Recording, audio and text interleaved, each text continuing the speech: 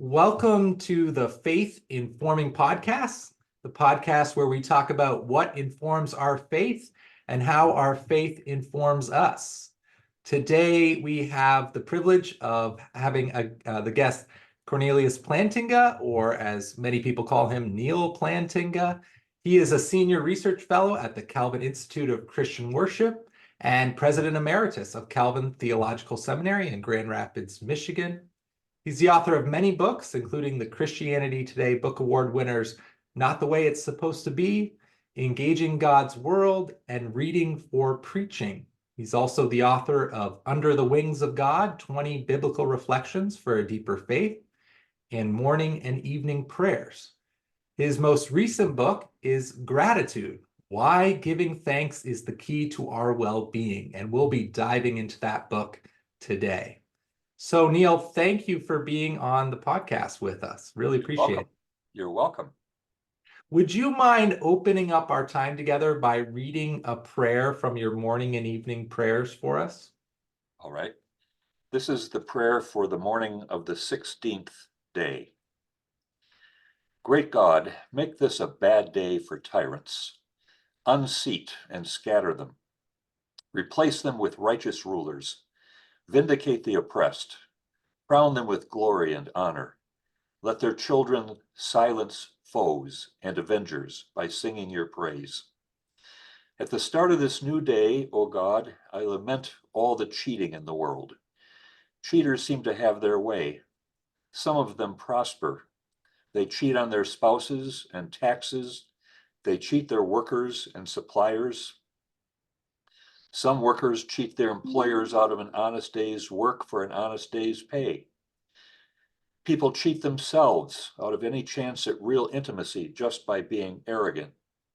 People cheat even when they're trying to have fun. They cheat at golf and cheat at cards and cheat at tennis.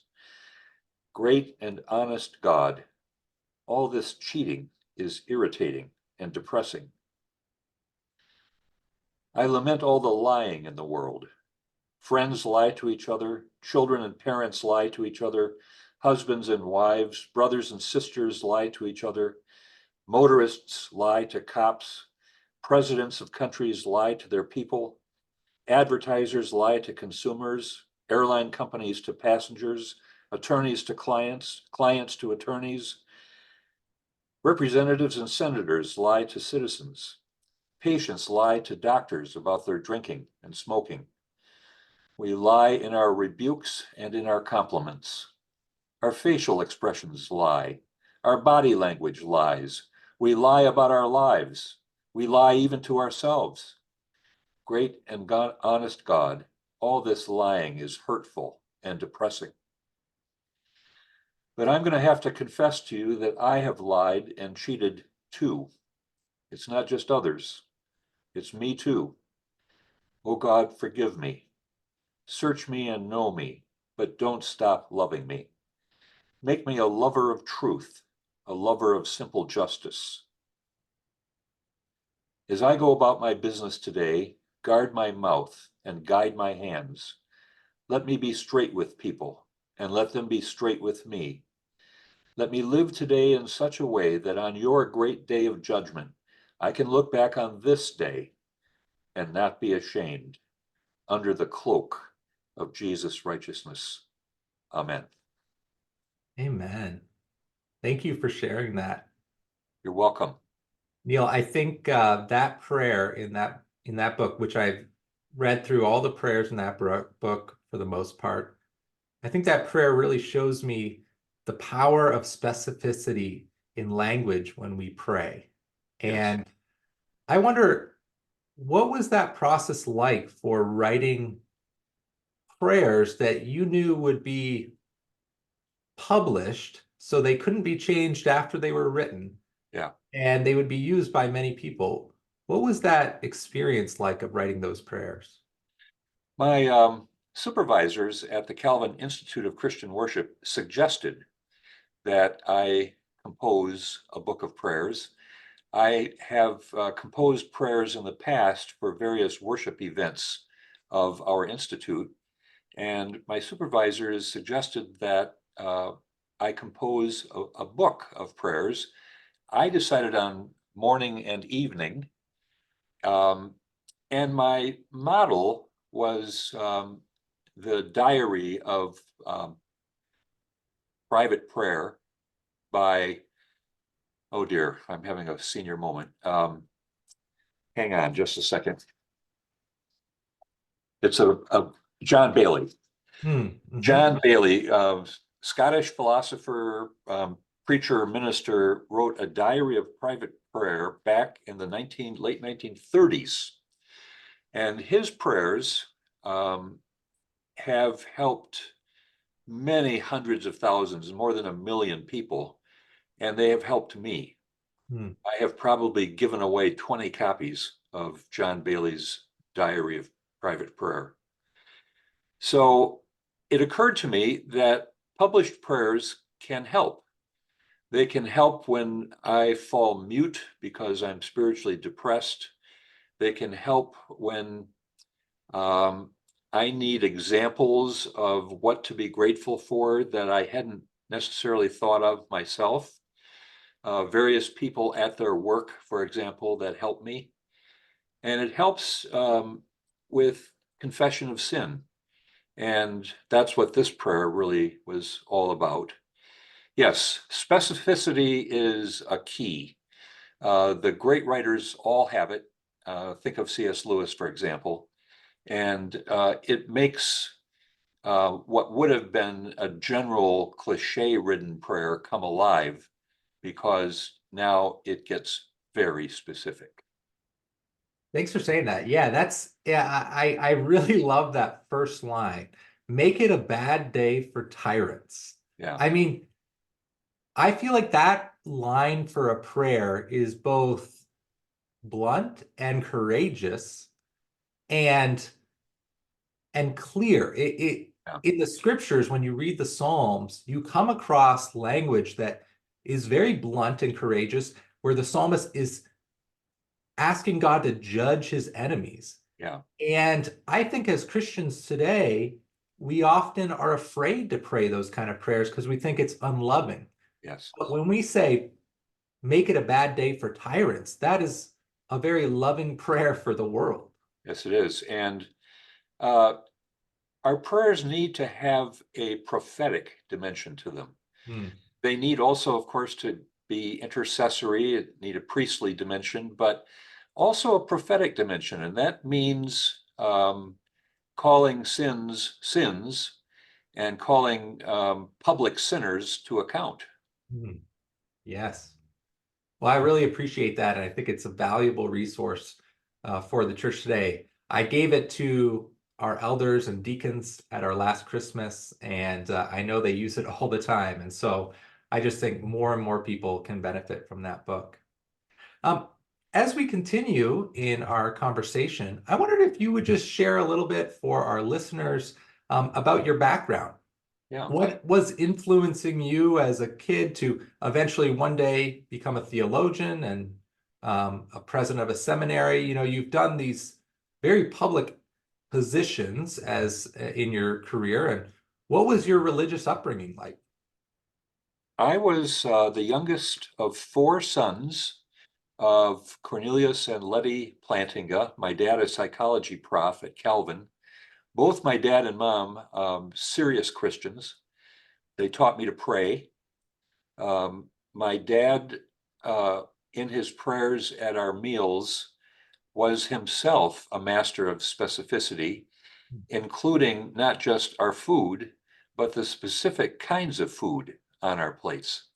Thank you for these pork chops. Thank you for this roasted asparagus. Thank you for coffee and for milk.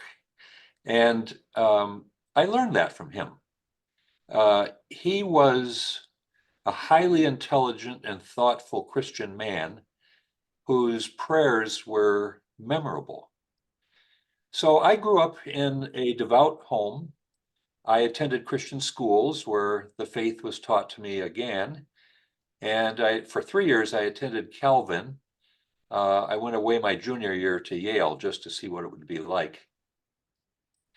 And then after college, I decided that I wanted to earn a PhD in English.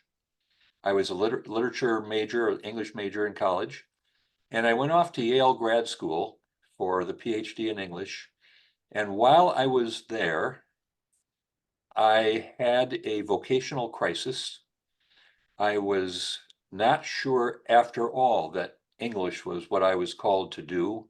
A lot of what we were learning in grad school seemed to me to be pretty frothy and inconsequential. And meanwhile, I fell under the influence of the pastor of the First Presbyterian Church of New Haven, Douglas Nelson, whose profound sermons riveted me. And I kept thinking to myself, so preaching can be like that. I'd never encountered sermons that plumbed depths the way his did. And I went to talk with him, and I went to talk with him a number of times. And late one night, he laid his hand on my forearm and he said, "Neal, my boy, I believe you're called to ministry." So I dropped out of Yale grad school, went back to Grand Rapids, entered Calvin Seminary, and never looked back. That is an incredible story. So I have not heard that before. You had this vocational crisis because Yeah. so much of your work and your writing has such wonderful language. So I really see that background in literature and English. And of course, you have written some books about reading and you have done work with pastors for integrating preaching and literature. In fact, that was one of the first times I spent time with you was at a preaching and literature seminar. Yep. And so you had this vocational crisis. So talk a little bit more about that. What was going on in you at the time? What was going on in me was that the hidden persuader was at work. And I started to become spiritually very much alive. I had always been a believer, but it had never meant as much to me as it did that fall when I kept finding my heart strangely warmed, especially when my mentor, Doug Nelson, was preaching. But also when I would get on my knees at night to pray, I sometimes would have chills down my spine. And um, something deep was being stirred in me. And eventually, one night, Doug Nelson said to me, "You know, Neal, all that you have learned by way of how to write and how to speak can be put to use if you become a preacher. That, I think, is what the Lord has meant for your literary studies to be good for." Hmm. And it all seemed to kind of fall in place. I astonished my fiancée, Kathleen, by telling her she was not going to be the wife of an English professor. She was going to be the wife of a minister, but she got past it. And so, and it happened by the providence of God that one of the professors in the seminary at that time, Henry Staub, was a profoundly learned man who was also extremely eloquent in the English language. And as soon as I came back to Grand Rapids and entered seminary and took classes with him, it comforted me all the way downtown in my heart because I thought, oh boy, this is so good. I am going to learn everything I can from this man. And that's the way it turned out. That's incredible. It's amazing how God places certain people in our lives at just the right time to shift our direction. Yeah.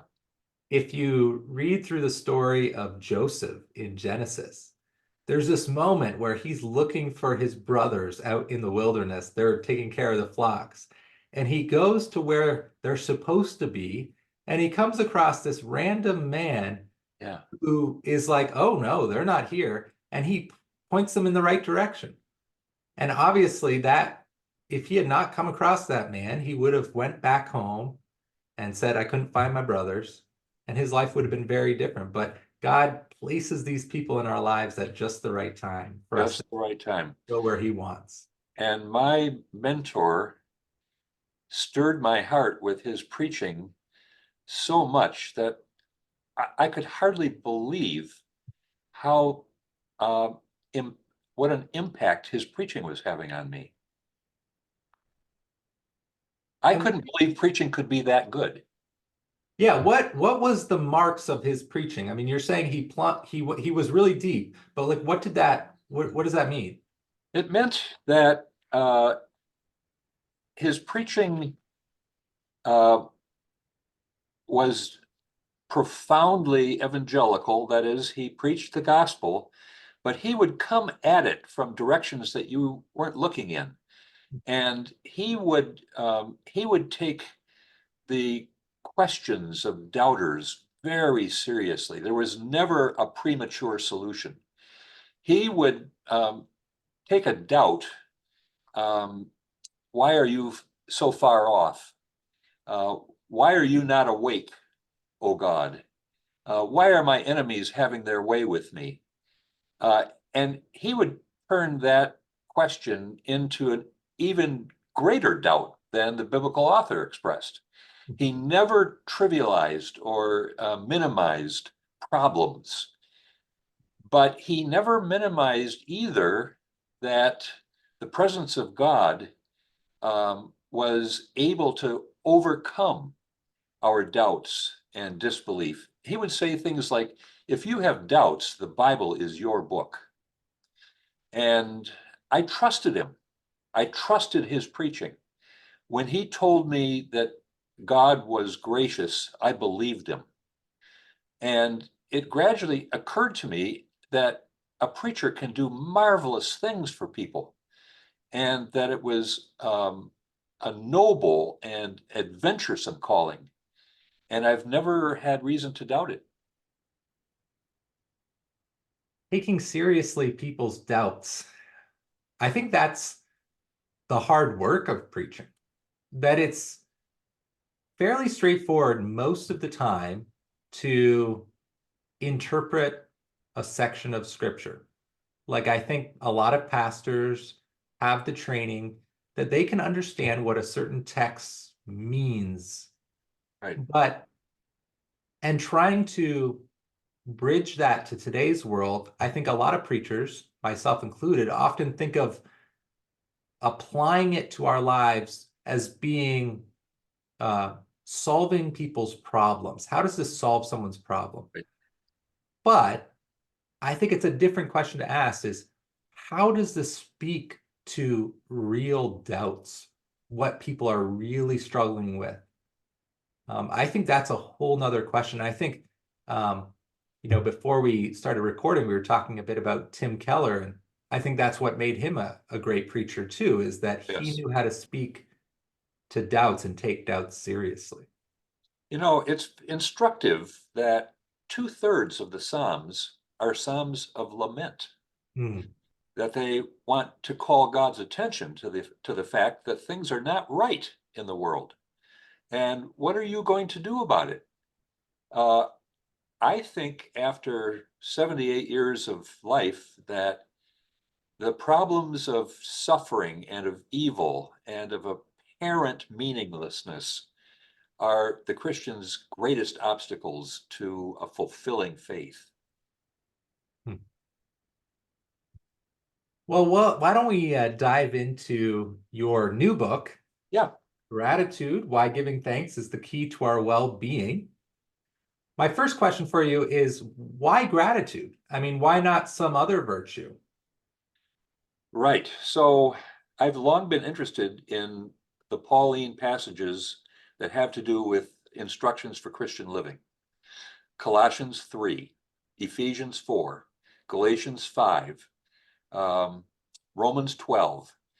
And in Colossians 3, since you have been raised with Christ, uh, Paul says, you died and rose with Christ. That's all chapter 2.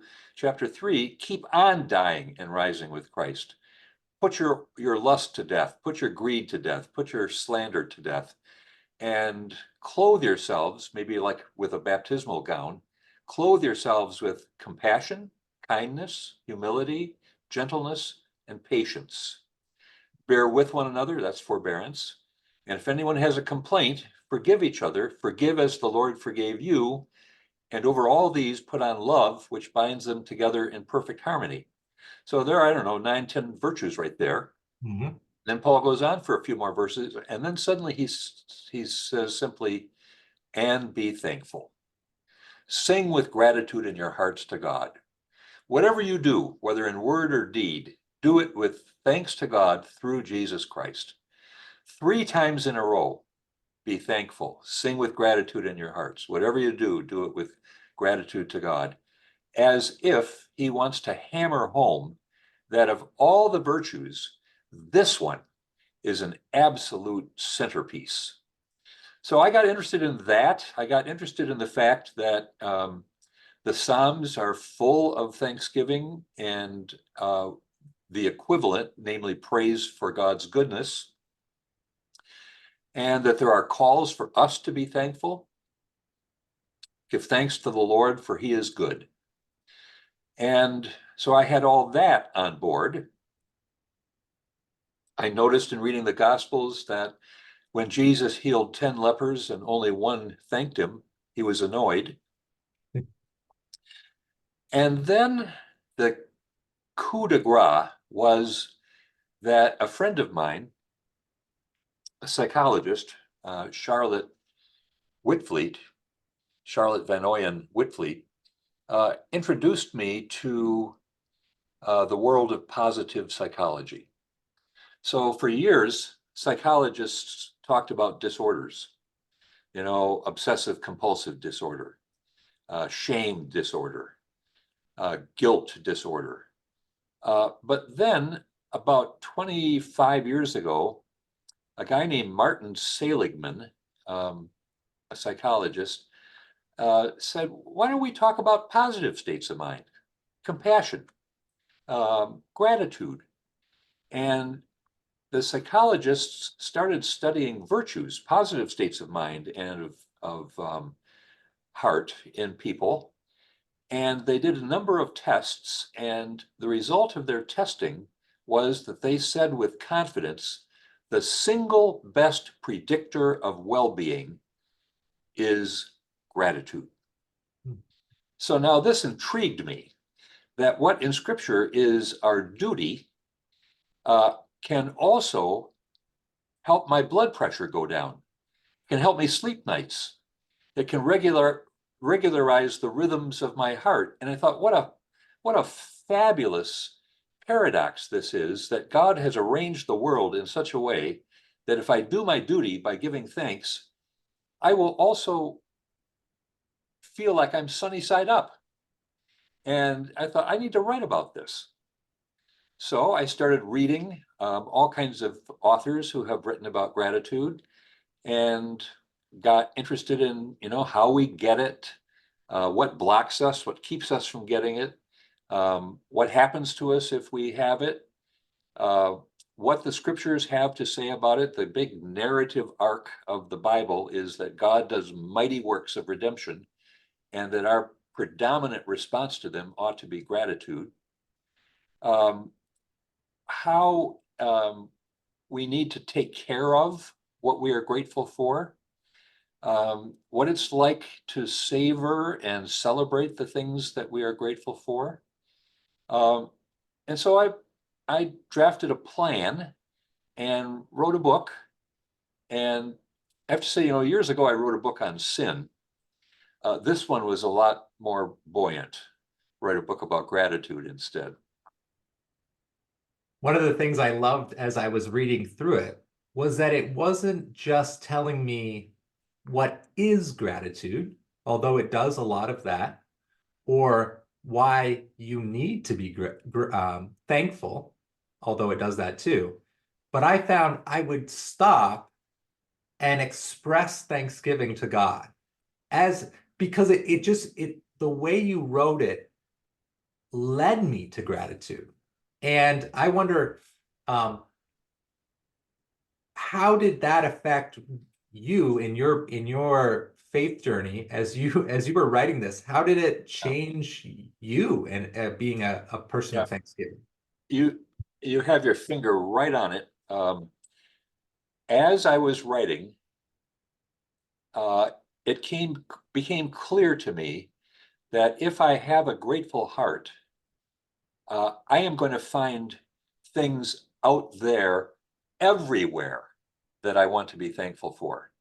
And I started to notice, for example, that when I sit on my deck here in a woods, I can hear woodpeckers answering each other. Hmm.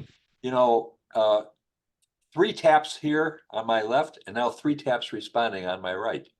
And I thought, that's fabulous. And it's right here. I'm so thankful to you, O Lord, for letting me hear this. And that at a certain time of day, the pond on my property starts to sparkle. And I started giving thanks for that. And that in the fall and in the spring, migrating geese sometimes ski to a stop on my pond. And I started giving thanks for that.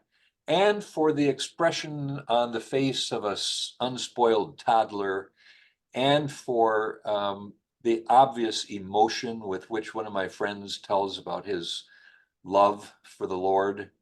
Um, if you are in a grateful frame of mind, you will have a light trigger for gratitude, and it will be going off all the time. And that's what happened when I wrote the book. You mentioned you are 78 years old. How is gratitude helping you age? I am so grateful for the promise of the life to come. Hmm. I am not decaying toward death. I am a pilgrim on my way to the heavenly city. My aging is pilgrimage, and I keep that in mind all the time. My dad helped me with some of this. When he was in his 80s, he said, "You know, son, when I swing my legs out of bed and put weight on my knee joints, I have a choice whether to be annoyed or amused. I choose amused."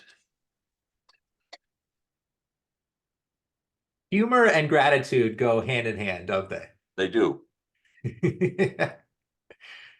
So when you think about gratitude, how does practicing gratitude help us in good times?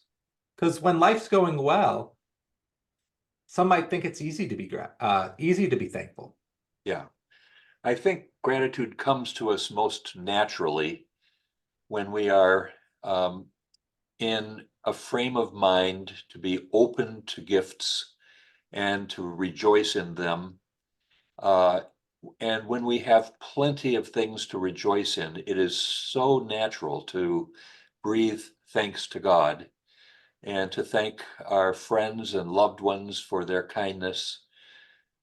It's when things aren't going well that gratitude becomes more of a challenge. But I have been helped a lot by an insight that I don't know when I learned it. I learned it many years ago, that even in times of trouble, there is always something to be grateful for. Um, I may have learned this lesson from the Psalms of Lament, which can go on for verse after verse with what in effect are complaints verging on accusations, but with only one exception, I think, always end with praise and thanksgiving. So one of my friends put it like this: I'm not grateful that I have to clean up after Thanksgiving dinner, but I am grateful that the task reminds me I was just surrounded by loved ones. I'm not grateful that I have to pay taxes, but I am grateful that the taxes mean I have an income. I'm not grateful that I have to clean the gutters and shovel the snow and rake the leaves, but I am grateful that these tasks tell me that I have a roof over my head. There is always something to be grateful for. Sometimes it takes a little searching in very bad times. But I learned some of this from my dad too. My dad was terribly molested by bipolar disorder. He was sometimes so depressed he couldn't get out of bed. And he had to try to do his work as a professor even while he was depressed. And I asked him when I was, I don't know, 15, 16, about all this and what it did to his sense of God's presence and all the rest. And he said, at its worst, he said, it's like going to hell. You think there is nothing in the universe that's worth anything. But when it lifts, you can tell that God's love has been there throughout. For example, he said, your mom has loved me right through all this depression. Sometimes she's had to be a little brisk and businesslike with me, but God's love is expressed through her faithfulness and love. And when my depression lifts, I know all about that, and I am able to give thanks for it. There's something about that that makes me think that when you talk about gratitude, you're not just telling everyone to blindly walk through life and be like, when anything hard comes, you're like, well, I'm just grateful to God. Yeah, But you're asking us to think deeply about what we're encountering in life yeah, and continue to find ways to be grateful. That we can admit that certain aspects of our life we're not grateful for. We can admit that, yeah, but it shouldn't prevent us from finding the other aspects that we are grateful for. yeah. And we can also pray for um, signs of God's goodness when we are in trouble. Pray for signs of other people's love for us when we are in trouble, so that when we do discover these things, we will have occasion to be grateful. Maybe I can't be grateful right now, but I want to be grateful, and I want signs of God's goodness so that I can be. And it is entirely healthy to pray for those signs and to look for them. Yeah, sometimes it takes that effort to really, and like you said about your property, paying attention to the things we see all the time. I have, living in California, I have an orange tree in my backyard, and I grew up in Canada only imagining an orange tree ever being in my vicinity. And so now that I have one, I've noticed, oh, it's easy to take an orange tree for granted when it's right there every day. And yet, every time I pluck an orange off the tree and cut it open and share it with my son, it is this moment of true gratitude of like, man, this is nothing of my own doing. Like, this is just such a gift to me right now. Yeah, And it's this those, piece of flavorful, health-making fruit mm. is right here. Yes, exactly. I don't have to buy it for $2 at the store. I get it right here, right in my hands. Yeah, You have a great line from Barbara Kingsolver, I believe. You quote her at some point in the book, and now, of course, I probably can't find it right off the bat, but it is a lovely quote about her reflecting on citrus fruit and yeah, on the blessing it is when you have gone without. And I think that's one of your chapters um, that you talk about is, well, we always have something to be grateful for because life could always be worse. And yes, now I'll admit, when I first read the title of that chapter, I thought, oh no, is he going to give the advice that's like, well, your life could always be, you could be, you know, a starving orphan in Africa and life could always be worse. And I'm like, oh no, I don't want to hear that. But you don't. You go into it very you put a lot of thought into how life really can always be worse. And I put this into practice the other day. I was finishing up your book and I thought to myself, I had just taken my daughter to school, and on my way to her school, I was driving. A man on a bike came up to the curb and I stopped and I thought, oh man, thank God that he didn't come out in front of me. And so later on, I'm sitting reading this book and I thought, oh wow, I really am grateful for what didn't happen there. Yeah. What that could have been a really bad situation that would have changed my life. But Yes. instead, I'm sitting here reading a book in peace. So Yeah. yeah, that was a really helpful chapter of When I life could be when I, worse. when I look back on how I drove my dad's Buick when I was 16, I'm sure that mighty angels saved me from disaster many, many times. Yes, I think that too when I think back growing up on a farm, we were riding ATVs and snowmobiles at very young ages. And I think back, I'm like, wow, I'm amazed I'm still alive today. Yeah. Yeah. Well, I've got to ask, since I know you're a big reader and you have had an impact on a lot of pastors, including myself, for why reading widely is essential to the calling of a pastor and helps us in our daily ministry. What are you reading these days? Oh, that's a good question. I just am finishing a biography of George H.W. Bush, Hmm. the first Bush president. I love biographies of historical figures. I'm waiting eagerly for the fifth volume of Robert Caro on Lyndon Baines Johnson. So that's what I've been reading just lately. I am going through my library and trying to find books that I have bought that I have not yet read. And one of them that I'm going to start very soon is Jane Austen's Middlemarch, which I've been told is a powerful novel. I've never read it, but I'm going to. Those are two different worlds. A Yes. president's biography and Jane Austen's book, a novel. So, what have been some takeaways for you from the Bush's biography? Well, let me just talk about presidential biographies in general, because I recently read a biography of Richard Nixon as well. And I'll point out a common thread that to me is a piece of wisdom that I would not have had if I had not read presidential biographies. And that piece of wisdom is this: both Lyndon Baines Johnson and Richard Nixon were shamed when they were young. Lyndon Baines Johnson, because his dad, they lived on a prosperous ranch in the hill country of Texas.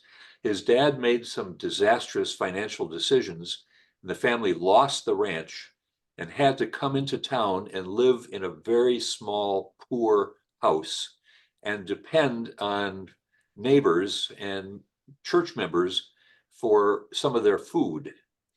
Johnson found this humiliating, and Carroll encourages the belief that Johnson's lust for power over his whole political career was largely an attempt to bury youthful shame. Hmm. Richard Nixon um, grew up in a house that had a small grocery store attached to a gas station.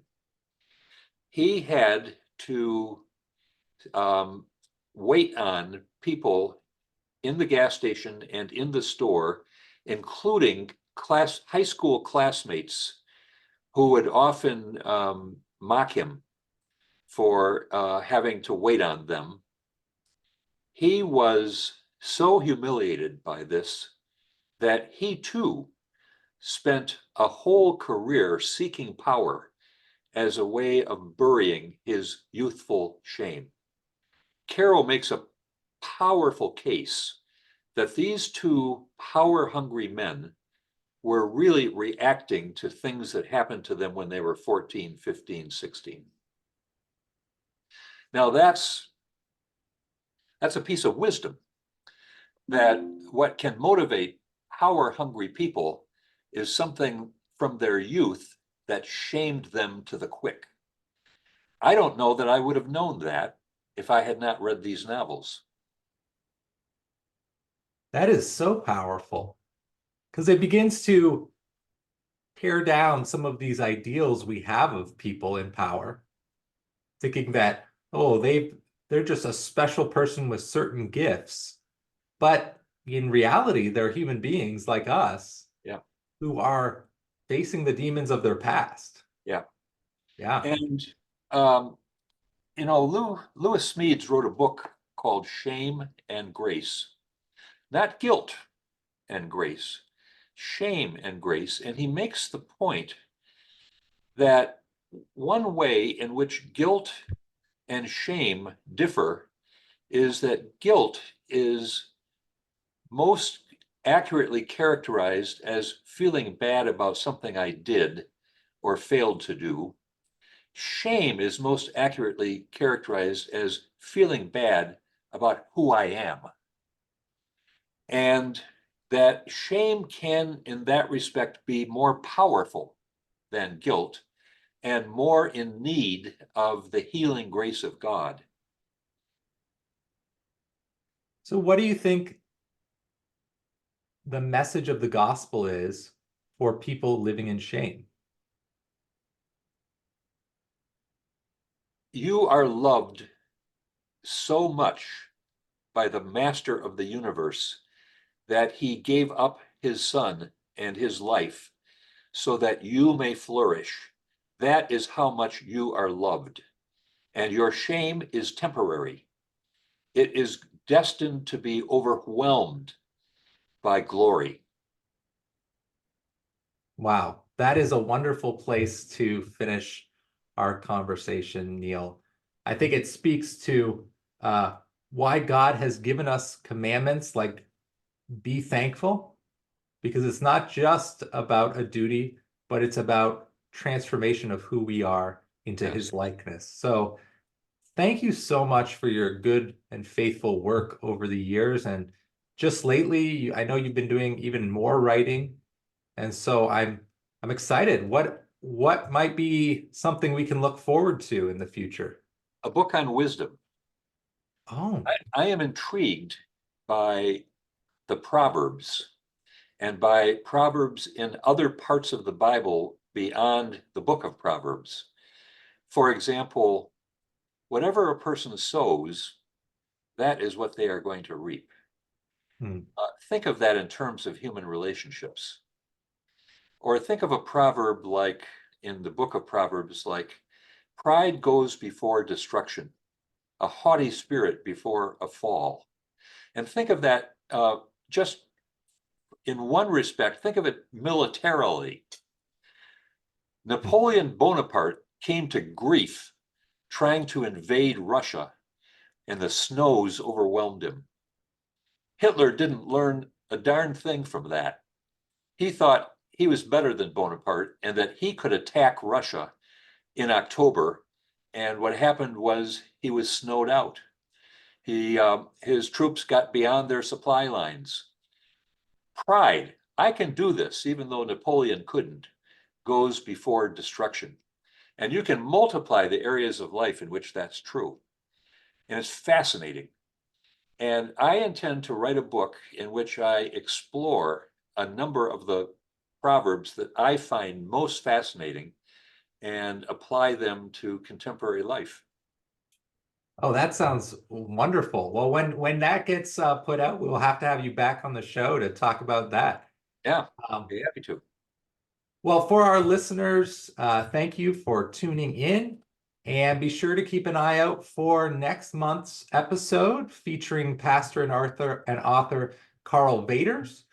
Carl Vaders is the author of 5 books, including the newly released De-Sizing the Church: How Church Growth Became a Science, Then an Obsession, and What's Next. And so we'll be talking to Carl about what does it mean to minister faithfully in a small church context and why an obsession about growth is not the answer to our problems. So I look forward to sharing that with you in about a month or so.